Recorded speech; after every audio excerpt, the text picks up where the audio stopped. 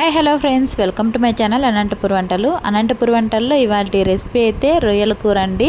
ఈ రొయ్యల కూర ఒక్కొక్కరు ఒక్కో స్టైల్లో చేస్తారు. నేను ఎలా చేస్తానో పూర్తిగా చూడండి, స్కిప్ చేయకుండా. చాలా అంటే చాలా రుచిగా ఉంటుంది, మీకు కూడా నచ్చుతుంది ప్రతి ఒక్కరికి. ఇలా ఒకసారి తప్పకుండా ట్రై చేయండి.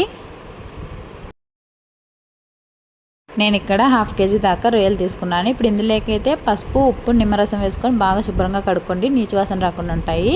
ఇప్పుడు ఇందులోకే పసుపు కాస్తంత, అలాగే 1 టీ స్పూన్ దాకా ఉప్పు వేసుకొని బాగా కలుపుకోండి. ఇప్పుడు ఏదైనా ఒక ప్యాన్ తీసుకొని అందులోకి 2 టేబుల్ స్పూన్ల దాకా ఆయిల్ వేసుకోండి. అందులోకి మనం ముందుగానే కలిపి పెట్టుకున్నాం కదా, ఈ రొయ్యలను వేసుకొని బాగా కలుపుకోండి. ఈ రొయ్యల్లోని వాటర్ అంతా ఇమిరిపోయే వరకు ఇలా ఫ్రై చేసుకోవాలి. రొయ్యల్ని మూత పెట్టుకొని అయితే ఉడికించుకోవద్దండి, అలానే వదిలేయండి. చూసారు కదా, మనకి వాటర్ అనేది ఎక్కువ కనిపిస్తుంది. ఈ వాటర్ అనేది అస్సలు ఉండకూడదు. అవి మిరిపోయేలోపు 5-6 దాకా లవంగాలు, దాల్చిన చెక్క, అలాగే 1 పెద్దది వెల్లుల్లిపాయలు, చిన్నది ఉల్లిపాయ ముక్కల్ని కట్ చేసుకొని వేసుకోండి. కాస్తంత కొబ్బరి, అలాగే ధనియాల పొడి 2 టేబుల్ స్పూన్ల దాకా వేసుకొని మిక్సీ పట్టుకోండి మెత్తగా. కాస్తంత వాటర్ వేసుకొని ఇప్పుడు ఫ్రై అయ్యాయి చూడండి, ఇవి పక్కన తీసి పెట్టుకోండి. ఇప్పుడు అదే ప్యాన్లోకి 1 టీ స్పూన్ దాకా ఆయిల్ వేసుకొని 1 మీడియం సైజు ఉల్లిపాయలని చిన్నగా కట్ చేసుకొని, అలాగే 2 పచ్చిమిరపకాయలని కట్ చేసుకొని వేసుకున్నాను నేను ఇక్కడ. ఇలా కాస్తంత దూరగా వేగాక ఇప్పుడు ఇందులోకి 1 టేబుల్ స్పూన్ దాకా అల్లం వెల్లుల్లి పేస్ట్ని వేసుకోండి. ఇలా అల్లం వెల్లుల్లి పేస్ట్ పచ్చివాసన పోయేంత వరకు బాగా కలుపుకోండి. ప్లీజ్ ఎవరైనా నా ఛానల్ని సబ్స్క్రైబ్ చేసుకున్నారంటే ప్లీజ్ తప్పకుండా సబ్స్క్రైబ్ చేసుకోండి. ఇక్కడ మనం ముందుగానే మిక్సీ పట్టుకున్నాం కదా, ఈ మసాలా ముద్దను అనేది వేసేసుకొని కలుపుకోండి. మంటనైతే మీడియం ఫ్లేమ్లో పెట్టుకొని ఈ మసాలాన్ని బాగా కలుపుకోండి. హై ఫ్లేమ్లో పెడితే మనకి అడుగు అంటేస్తుంది మసాలా. ఇలా బాగా కలుపుకున్న తర్వాత కాస్తంత ఆయిల్ తేలుతూ వస్తుంది కదా, ఇప్పుడు అందులోకే పసుపు, అలాగే కారము, ఉప్పు రుచికి తగ్గట్టు చూసుకొని వేసుకోండి. మీరైతే ఇలా మీకు కారం స్పైసీగా ఎక్కువ కావాలనుకుంటే కాస్తంత ఎక్కువ వేసుకోండి, సరిపోతుంది. ఇక్కడైతే ఒక వీడియో క్లిప్ అయితే మిస్ అయిందండి.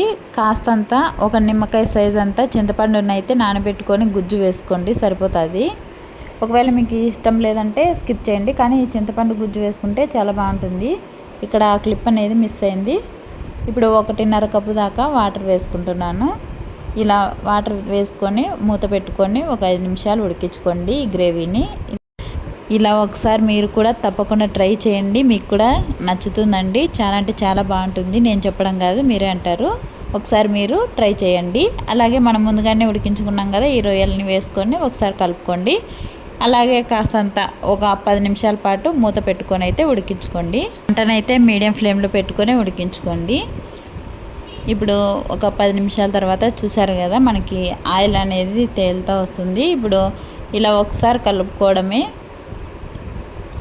ఇప్పుడు ఇందులోకైతే కాస్తంత వేయించిన జీలకర్ర పొడి 1/2 టీ స్పూన్, అలాగే 1/2 టీ స్పూన్ దాకా గరం మసాలా వేసుకొని కలుపుకోండి. చివరిలో బాగుంటుంది టేస్టు.